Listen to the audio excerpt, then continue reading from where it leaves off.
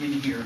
And I just want to say, before we jump into it again, I really enjoyed this session. I love the way you're thinking and talking and going back, and it's great stuff to kind of go, yeah, this is good, let's talk about it. And because if we're just talking all day long, you're going to be bored and we'll be going, what were we doing here? So this has been really helpful to have you kind of feedback and be a part of it. As we get into this second session, we're going to talk about these two books that are kind of framework for what we want to share with you. And so I can have these up here. You can look at them if you want. I just want to tell you a little bit about them. These aren't the end all and be all, and there's a lot. There are also so many models for ministry out there. John and I together years ago bumped into something called Sun Life Ministries, and the first time, see, I'm a dyed-in-the-world Church of Christ boy, right? So we don't need you to tell us about the book. We are the book. We understand the book. We have the book. And I went to a seminar one time, and they put this guy up who had a Baptist background and came out of Moody, and I went, okay, come on. What are you going to teach me? Because I know the book, and the book is what we need. And he stood up and walked through Great Commission, Great Commandment, and the ministry of Jesus. And I walked out going, this guy's doing our stuff and doing it better than we did.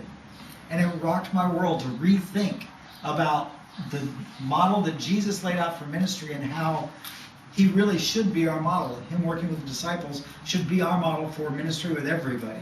And so that made me realize there might be some people outside the Church of Christ walls who have also thought about things, and God has revealed some things to them, and we might learn from them. So that was a huge thing for me at 23, 24 years old. And so I started looking everywhere, and I found picking up here and there. That led me to grad school. That led me to a lot of different things. I did my work at Fuller Theological Seminary, and it's like, okay, I'm the only guy in the room who's not a Presbyterian senior pastor in every class that I took.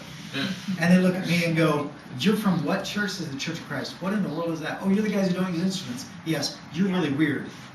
And what are you doing in this room with senior pastors?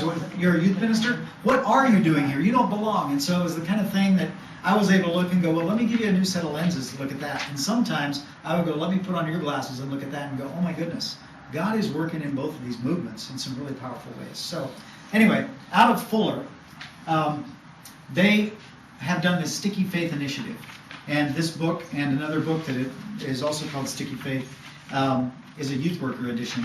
Some really interesting stuff coming out of the research. And so because a lot of the good things that I've been feeling and saying for a long time are kind of wrapped up in this book, I can just pass that around if you want. Anybody wants to write that down.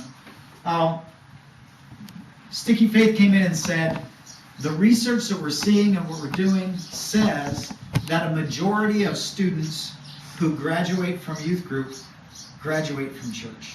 They go off to college, they lose their faith, and they may never come back until they have kids, and by then they've got a lot of baggage to deal with. So how can we stop